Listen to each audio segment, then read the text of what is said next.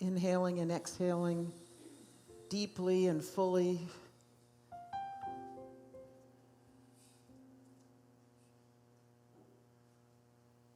Letting our exhale be longer than the inhale.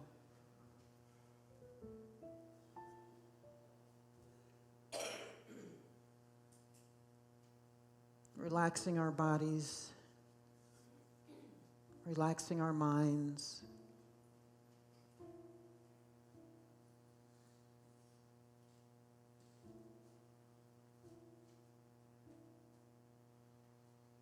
Letting go of everything outside of these walls. Centering in on our souls, our beingness.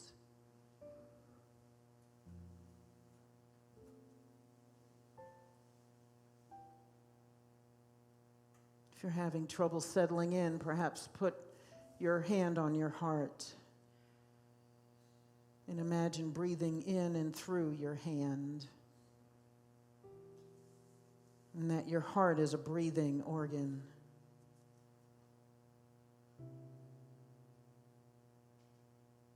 And focus on your breath.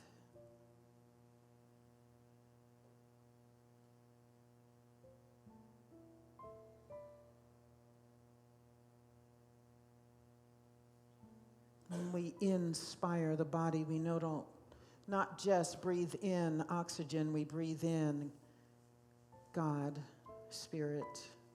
For God is in and through all things.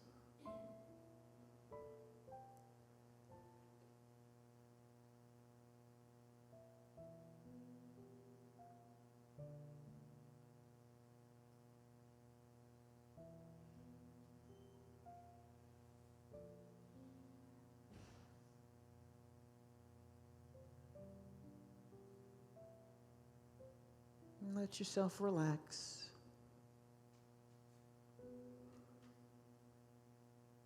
Letting go of all the things there are to do. Things you may be anticipating in this week, this new week. Things you still might want to get done before the weekend is over.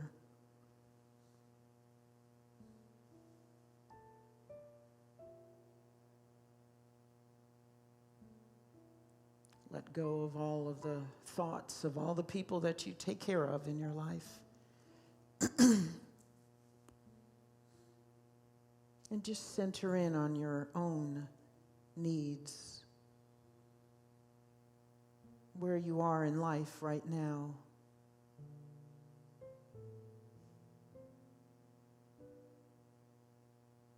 Opening up to whatever will transpire in this time together this morning.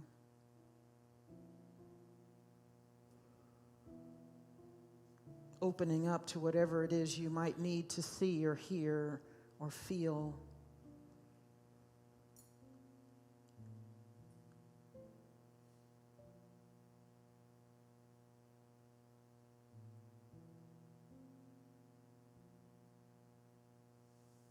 Maybe you have felt isolated or lonely this past week, and it's just nice to be here in community with people who hold your heart.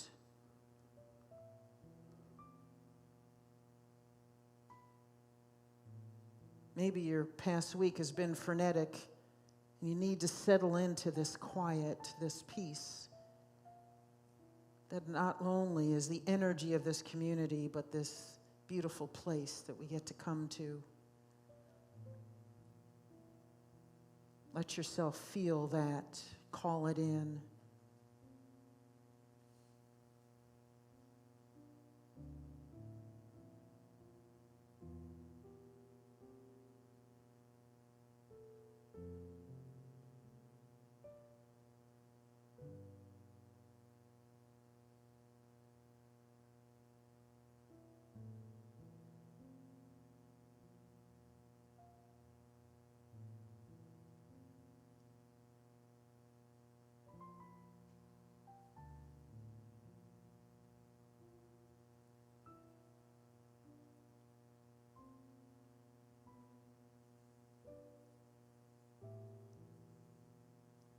Let the peacefulness surround you.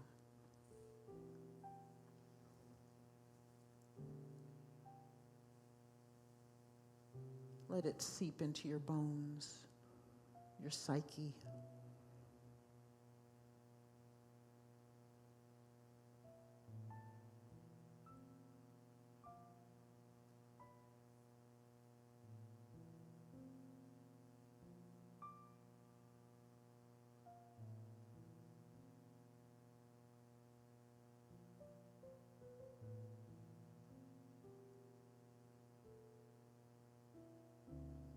Breathe and relax.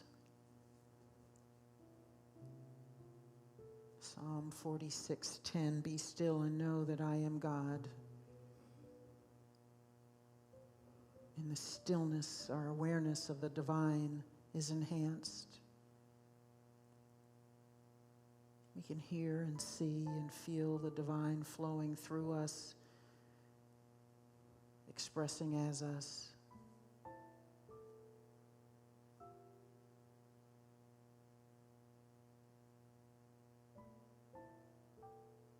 In the quiet, we get to find all of the answers we need.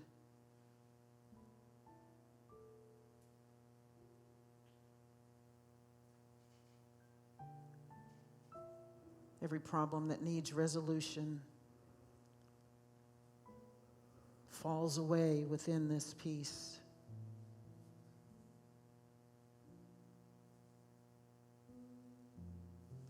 And the peace itself can be our answer. Be still and know I am God.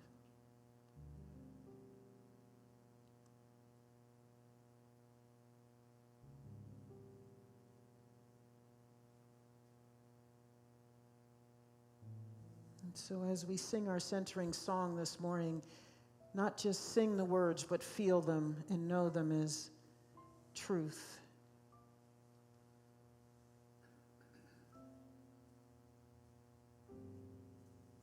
Let the song be a prayer for your life this morning and for this week.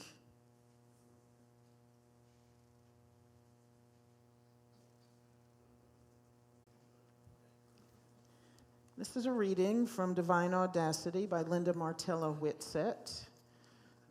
This really is a very, very good book. If you want to become acquainted with the 12 powers and what they can mean for your life, what they are about, there's even meditations in here at the end of every chapter. This is just a great book to get and to spend time in. You see, I've got Post-it notes stuck all through it and highlights and notes and everything else. So it's kind of a workbook for me, and I refer to it often. So this is about imagination, which is one of the 12 powers that we're concentrating on this month. So the visioning power of imagination is our capacity to dream of what has not yet manifested, to flesh out an idea and to feel the benefit of it in advance of its fulfillment. To envision is to create in the mind, the first and most necessary phase of creation. Studies have proven that our brains are preset to see what we are looking for, which means we continuously create more of the familiar. However, our prefrontal cortex, a recent evolutionary development, gives us the capacity to envision possibilities beyond our present knowledge. By this power, we can leap from what is to what can be. Nothing has ever materialized that has not first been imagined. Our visioning capacity is the first and most important aspect of creation. Antoine de Saint-Exupéry, a French writer and pioneering aviator, said, "If you want to build a ship, don't drum up the men to gather wood, divide the work, and give orders. Instead, teach them to yearn for the vast and endless sea." In metaphysical understanding, creation occurs by the union of head and heart. What can be when we hold a potent idea in mind, developing it by imagining it fleshed out into manifestation, and feel the thrill of fulfillment While incubating that idea in mind, what can be when I hold a potent idea while I feel now how I expect to feel when it is fulfilled. Thinking and feeling as one creative mind activity is a preposterously simple yet underutilized practice. According to Abraham Hicks, if we were to concentrate attention on one idea for a mere 17 seconds, we would experience as much benefit as if we had labored full-time for an entire year. Exercise your visioning capacity in a few moments of focus every day. If your family is fractured by disharmony among relatives, for example, your focused attention on the idea of family unity is more valuable than trying to convince each of the involved relatives to rekindle the relationships. Ask yourself, what does a harmonious family look like and feel like? Advance in your mind to a further gathering of this family. What would that gathering be like if everyone were to welcome one another in love and interact with one another respectfully? Specifically describe what you are doing and feeling in your vision. Every day, write your vision again, whether or not today's description is identical to yesterday's. Every time you entertain your vision, let it be as fresh as the first time and feel it as if it were your reality.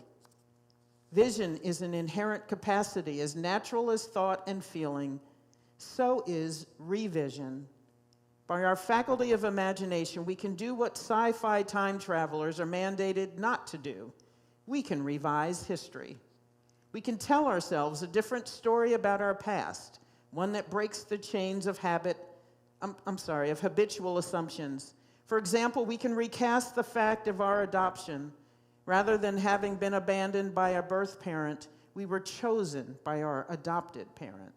The vibration we hold by feeling wanted energizes us and links us with positive heart's desires. Tall people. Good morning. Good morning. Today's inspirational moment is from the Book of Prosperity by Charles Fillmore. So we're going to buckle up a little. Whoever you are and whatever your immediate need, you can demonstrate the law. If your thoughts are confused, become still and know. Be still and know that you are one with the substance and with the law of its manifestation. Say with conviction, I am strong, immovable spirit substance. This will open the door of your mind to an inflow of substance-filled ideas. As they come, use them freely. Do not hesitate or doubt that they will bring results. They are God's ideas given to you in answer to your prayer and in order to supply your needs. They are substance, intelligent, loving, eager to manifest themselves to meet your need. God is the source of a mighty stream of substance, and you are a tributary of that stream, a channel of expression. Blessing the substance increases its flow. If your money supply is low or your purse seems empty, take it in your hands and bless it. See it filled with the living substance ready to become manifest. As you prepare your meals, bless the food with the thought of spiritual substance. When you dress, bless your garments and realize that you are being constantly clothed with God's substance. Do not center your thought on yourself, your interests, your gains or losses, but realize the universal nature of substance. The more conscious you become of the presence of the living substance, the more it will manifest itself for you, and the richer will be the common good of all. Do not take anyone's word for it, but try the law for yourself. The other fellow's realization of substance will not guarantee your supply. You must become conscious of it for yourself. Identify yourself with substance until you make it yours. It will change your finances, destroy your fears, stop your worries, and you will soon begin to rejoice in the ever-present bounty of God. Be still and turn within to the great source. See with the eye of faith that the whole world is filled with substance. See it falling all about you as snowflakes of gold. And our affirmation: I have unbound faith in the all-present spiritual substance, increasing and multiplying at my word. I have unbound faith in all-present spiritual substance, increasing and multiplying at my word. I have unbound faith in the all-present spiritual substance, increasing and multiplying at my word. I know.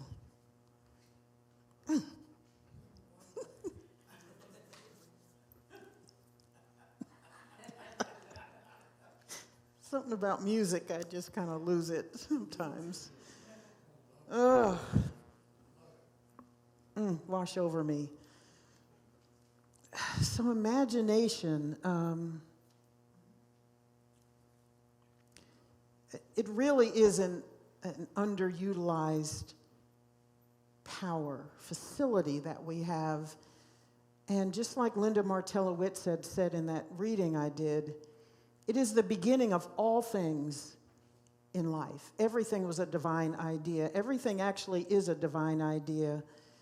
The substance that Glenna was reading about, you could use substance with a lowercase s or an uppercase s. For divine substance is God's space, God energy, God, the all there is.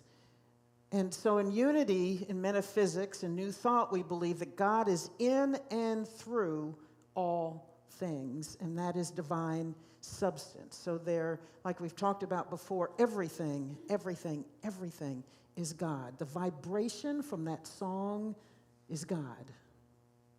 That thing you felt as he was singing was God in the air. And even though that's a recording, it still is divine substance. And I remembered it. I think that's why music is so poignant and profound for me, because it is something that moves in and through. It is energy in the atmosphere. And it resonates in our bodies.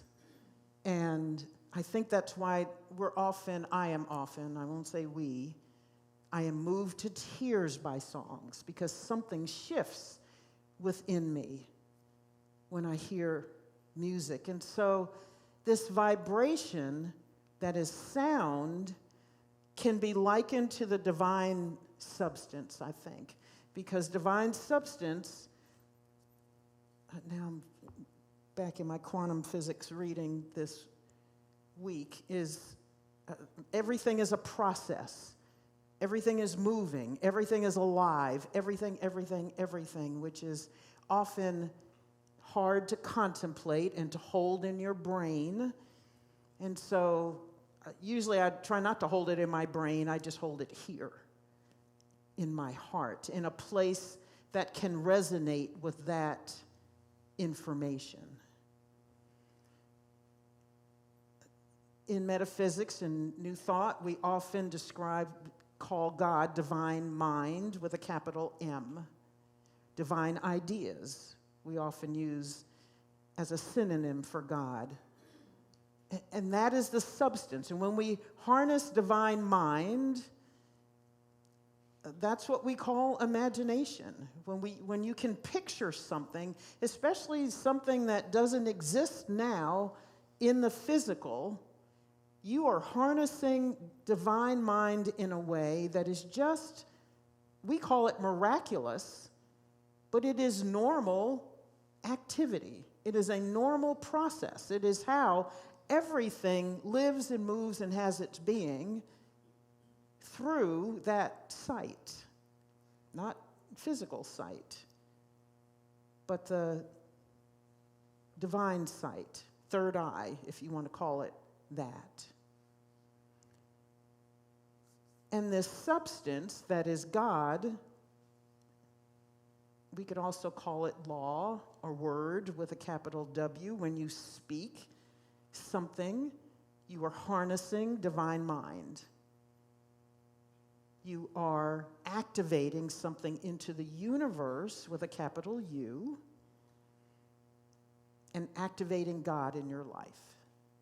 And that's why they say, be careful what you say out loud. Be careful what you say, the word you add to a sentence after I am. Because everything that you are hears that and responds to it. That's what we believe in New Thought. And that I am is also a synonym for God. And so if you're ever going to talk about blasphemy, some of the readings I've come across say that whatever you say after I am, that is not in alignment with the divine, could be considered blasphemy. So when you say, I'm stupid, you just called the divine stupid. And everything within you hears that, feels that, responds to it. Everything around you feels that, hears that. The vibration you give off when you say those words, say if you're very angry with yourself, you're frustrated, you say, gosh, I'm stupid. It's not just you that feels it. Whatever's around you feels it and responds to it. All those processes out in the quantum field feel that and respond to it. So you may repel goodness or something that's trying to come into your life by uttering such a sentence. Gosh, I'm stupid. And you call in more of what resonates with that energy, that toxic energy. It's all pretty crazy to think about, but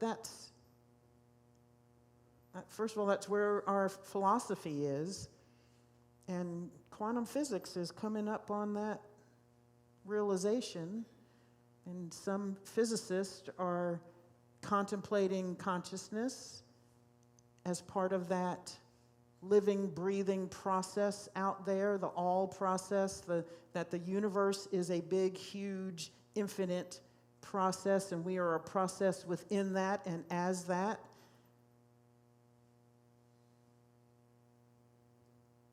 And there we go. My instructor has a class called Quantum Living. How do we harness the energy that is the universe, that is God, into our lives? And part of that begins with imagination. What do you want to see? What are you envisioning on a regular basis for your life? What is it that you can picture in your mind's eye that doesn't already exist that you want? I want some renovations done in the house we've been in for about a year, and it's taken me about a year to kind of get to this picture. So we've got an enclosed garage and one wall that looks out to a side terrace, which has plants that I've put in and other things, and I have some dreams, some imagination about what that terrace will fully look like. But one of the things I want on that wall that is right there by the terrace are sliding glass doors so I can see outside. I love being able to see through the windows. The first thing I do when I wake up is walk around. I wake up my house. That's what I call it. So I turn on uplights that I have by my plants. And I'll walk around. I'll open the blinds so I can see outside. Sometimes I'll open the windows so I can get some fresh air. But that's how I wake up the house. And so I would like in that what is now a very dark area is just all windows looking out to that side terrace. And when I was looking at my latest edition of House Beautiful over the weekend, it had a picture of somebody's exercise room, and the treadmill and the bicycle were looking out this floor-to-ceiling windows out to this beautiful view. And I thought, I think I'm putting my treadmill and my exercise equipment right there so I can look out on that terrace. And so ever since I saw that picture, I've now ripped it out so it can go in my vision book. But now I see in my mind being able to be on my treadmill, doing my walking and running and looking outside into this beautiful terrace that I've created. And I go there often throughout the day so I can feel it. And man, do I have good feelings when even though I'm working out and getting that done. I will love having that view outside. So now I'm starting to think, what do I really want to plant out there? If I'm going to be looking at that for any length of time, what do I want in that terrace? What plants do I want? I love seeing the wind move through masses of ornamental grasses. I'd like to see the breeze moving through. Maybe I'll put a statue out there. How tall do I want that statue to be? Where do I want it to be on that terrace? So now my imagination has gone wild with that picture. And I do know that I can create what that is if I keep my mind on that picture. And I don't have to worry about how that comes into fruition. I don't have to worry about where the money comes from. I don't have to worry about who's going to do that work. All I have to do is picture it, and the perfect person who can make that happen will come to me. And so now when I walk into that garage, and it's dark and it's gloomy, and I have to turn on lights in order to have light in that area, I envision working out and having that view. Linda Martella-Whitsett talks about having a potent idea, a strong idea, something that you not just see, but you feel. It's got to be something that you feel, because it's that vibration, that feeling that moves the universe. It starts with the vision and then moves into your feeling. And she says you not just feel it, but you have to feel how it would be when that has come to fruition. So I'm not sitting and looking at the garage and talking about, oh, one day it's going to be this, one day it's going to be this. What I'm feeling is, oh my gosh, it is this. And look at that. Gosh, I love walking into this room and getting on this treadmill and watching this. Man, this is nice. Sliding that door open and feeling the breeze come in. What is that going to feel like? Walking into that room from the laundry room or from the other room that's adjacent to it and having that view hit me. What does that feel like? What does it feel like knowing that when we first bought that house, that view did not exist and now it's here and it happened? In my use of the law, my harnessing divine mind brought that into physical being. And when we hold that kind of feeling, that's the kind of stuff that brings goosebumps on you. That's the kind of stuff that takes your breath away. And it might just be a side terrace on a home on the property of a house in Garland, but for me, it's paradise. For me, it's paradise. And I have a feeling of paradise when I look at it. And I know it's done.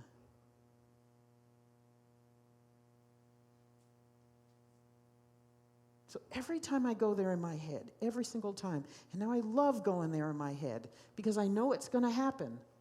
And I know that as every single time I envision it, every single time I feel it, something else in the universe, something else in the quantum field shifts to bring that into physical manifestation. Every single time I feel it and see it, every single time I say that is mine, something shifts to bring it towards me. That's the power we have.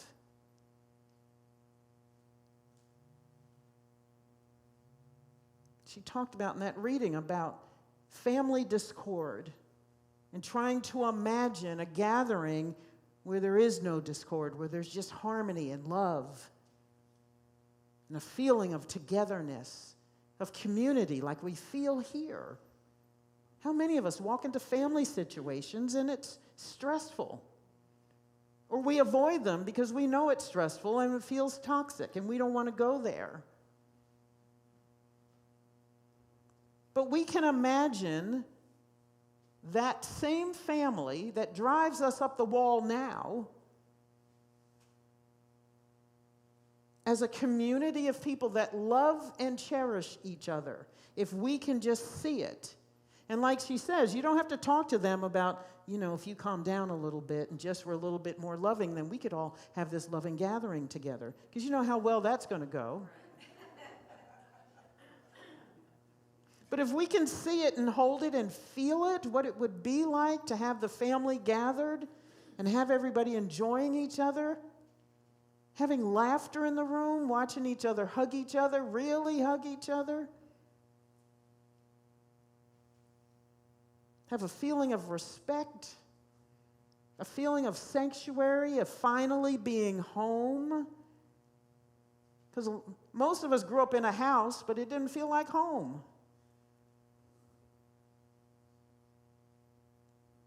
What would it feel like to be with those you love, even if you're not in the house you grew up with? You can be anywhere and feel like you're home because of the people you're with. What would that feel like, especially if you haven't felt it in years or decades? Some of us have never felt it.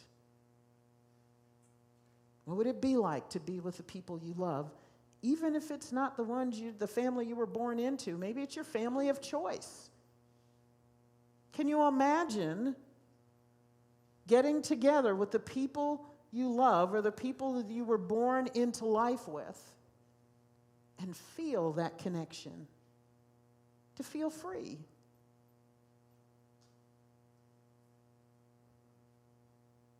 To not have to think about who's going to start something when.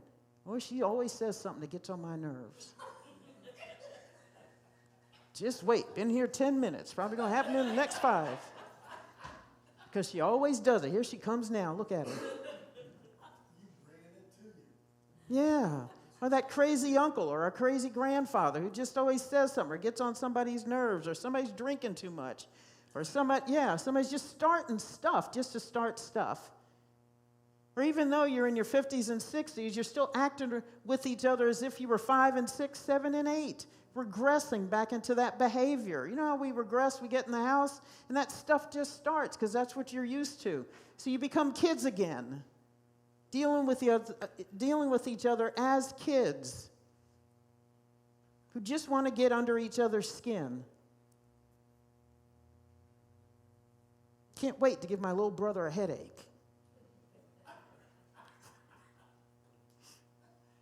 Yeah. Can't wait to pinch my sister and make her mad.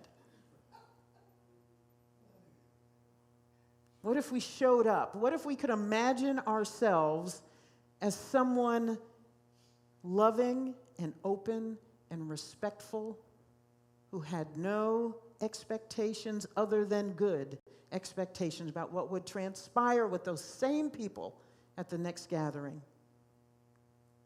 What could happen?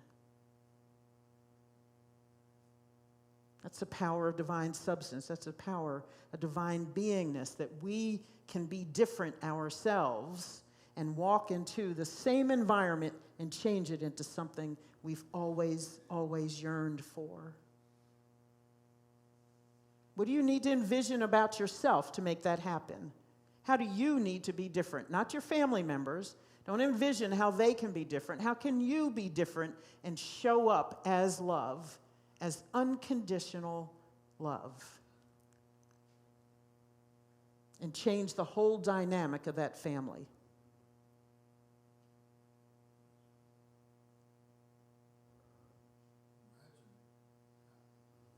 Imagine it happening.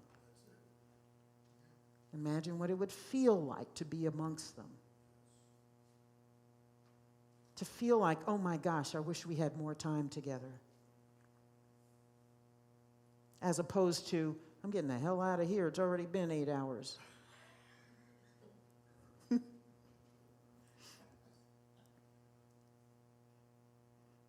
Used to be with my family. This is when I was shortly after I left home, and I was probably in my 20s. And I calculated I had about 48 hours that I could tolerate being home. So I never stayed more than 2 days. And when I got in the car to drive off, I was doing this. I am out of here, you crazy people. I'm out of here. And I'd be counting down. It would be Saturday afternoon. I'm thinking, ooh, 24 more hours. Ooh, these people drive me crazy. I can't believe I'm related to them. Haven't you said that? I can't believe I'm related to this crowd. Where'd they find me? I must have been adopted. I've thought that many a time. I must have been adopted because I cannot belong to this craziness. And now it's different. I know you do, Fred. I often look out at all you loving, wonderful, crazy people, and I think, I attracted this. This happened.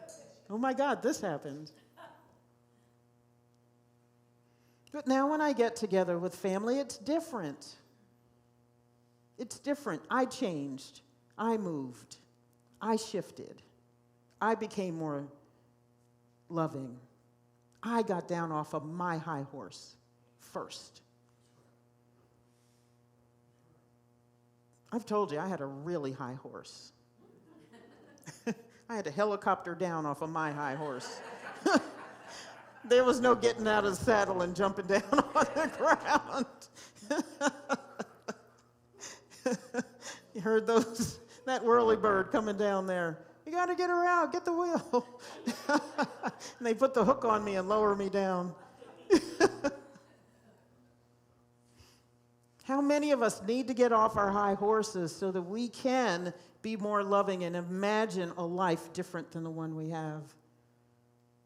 What do you need to imagine about yourself? It's not about the rest of the world. As within, so without.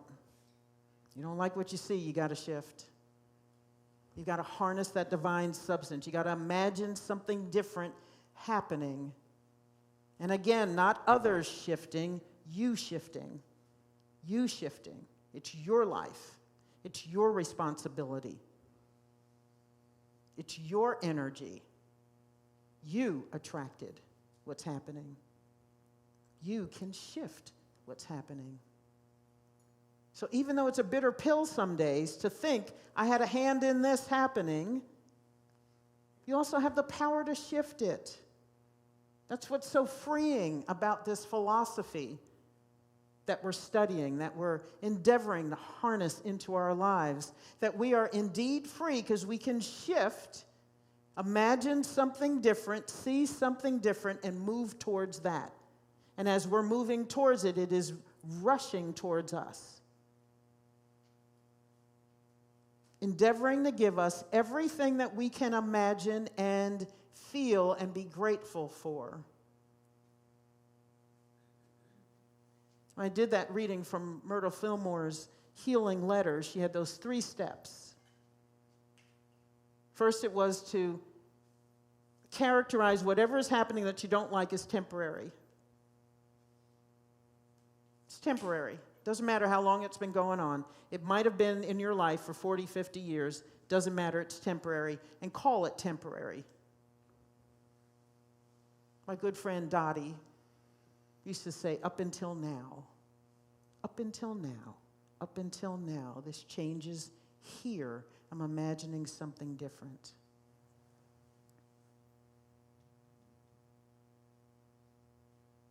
I'm sorry, the step before that, calling it temporary, was don't name it and don't keep saying it. Don't keep walking around saying, my family drives me crazy. Stop saying that. What do you want? You know, I love my family. I love being around my family. When you notice yourself saying something aloud that you don't want, stop saying it. Stop at mid-sentence. You hear yourself saying it, you say, is that what I want? And then shift it.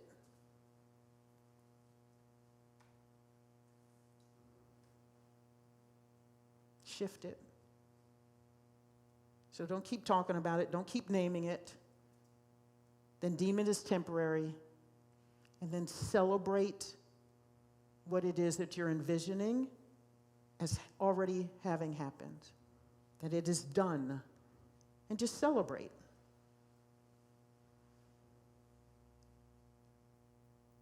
Celebrate the physical manifestation of whatever it is that you imagined. Using divine substance in your life. Harnessing that substance. Invoking the law, which is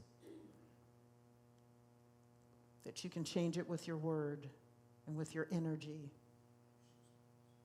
You can multiply, add to your goodness or whatever it is you're imagining, and have it respond to your word. Your word is your power. And that extends to the thought. The word that hasn't come out of your mouth yet, but it's in there as a picture, as something you have thought that you're saying to yourself. What do you need to shift? What do you need to shift? To make an impression upon your world and change it. So you are, every single time you speak, every single time you envision something, you are harnessing God and God power. What do you want for your health? What are you saying about your body? What are you saying about how you feel? Do you start your day when you get out of bed with, oh God, I'm old? Do you start with that? That didn't hurt yesterday. All I did was brush my teeth, and now it hurts. Everything hurts. I threw my back out brushing my teeth. You know you say it. Yeah. For a while, I was walking around saying, oh my gosh, everybody here is younger than me. Oh my God, I'm the oldest one in the room. First of all, what difference does it make? But for me, I deem that as negative. That I'm the old lady in the room. Ooh.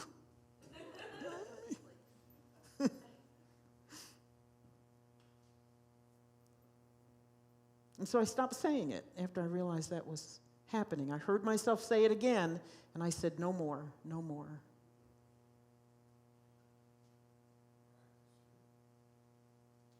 So what are you saying? What do you want? How are you harnessing this divine substance in your life? And you're harnessing it whether you realize it or not. How about if you consciously create what you want?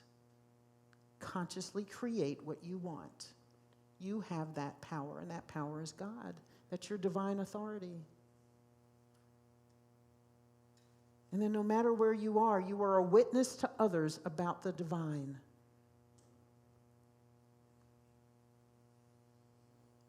I was thinking possibly of singing a song and using a performance track since Stefan's not here. And I was thinking about that song, Let Them See You in Me. Let them see you when I speak. Let them see you when I sing. Let them see you in me. Let them see God in me. What are you teaching the people in your world about who God is because of how you show up?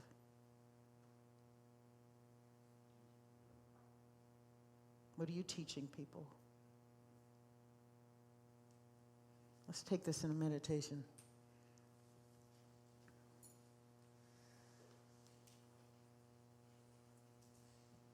So I invite you now to have a new vision of yourself.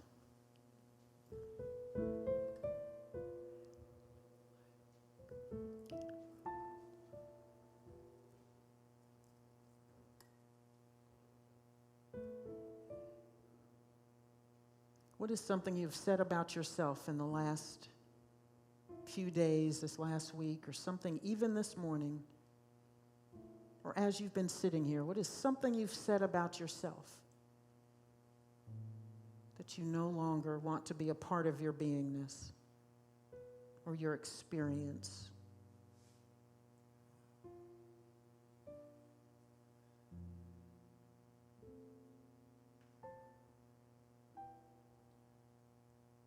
And what's a new vision of you?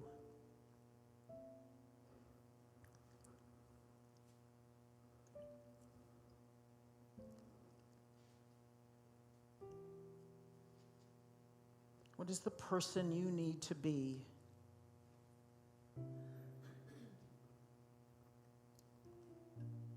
What are you committing in this moment to be?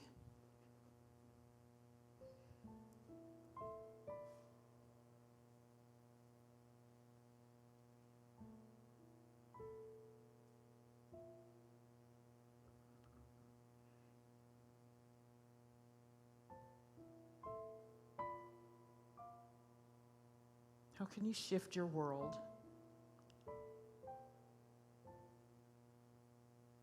and more positively affect those in the landscape of your life?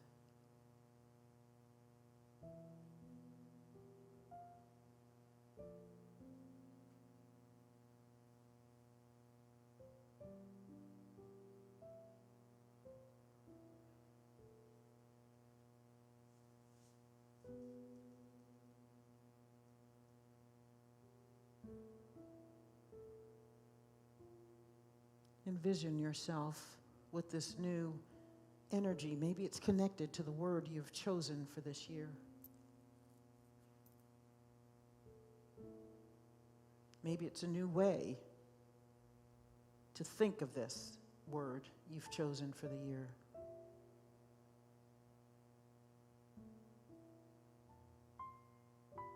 How can you show up a more expansive you in this new energy?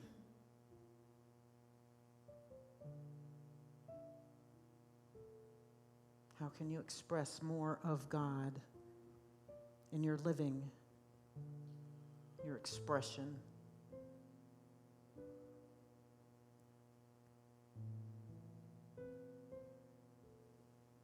Not a different you, a more expansive you.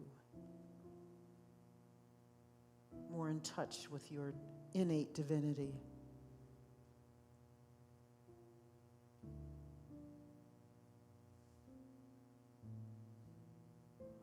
That will not only change your vision of yourself, but your understanding of God as a living, breathing energy that indeed moves in us and as us. How can you express more of that Godness in the world?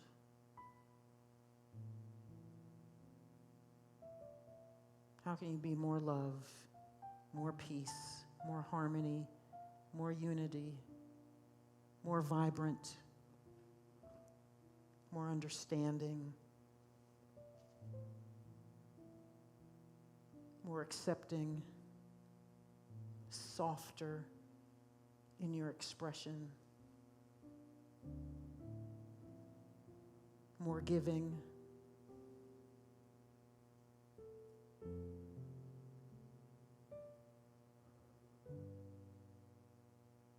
more generous with your gifts, no matter what they are.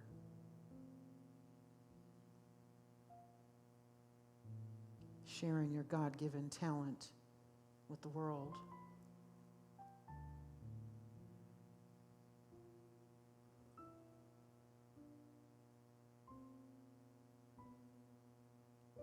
How can you be more family for your family?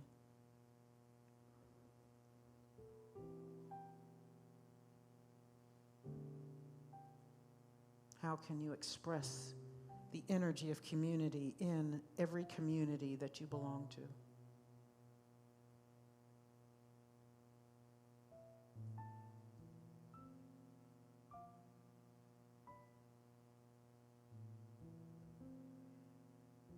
breathe and relax. Say yes to goodness. Say yes to this power of imagination, which gives us the power to create whatever it is that we can hold in our hearts and in our minds with a potency that shifts the universe in our direction. And bless the world more fully.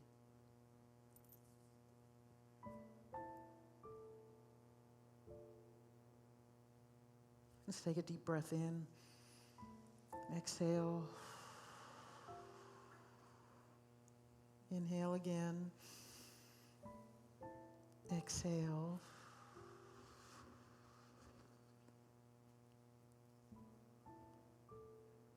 Relax.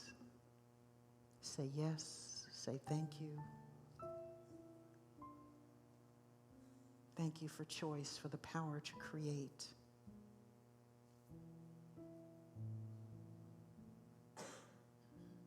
For the power to change, to shift, to transform, to expand.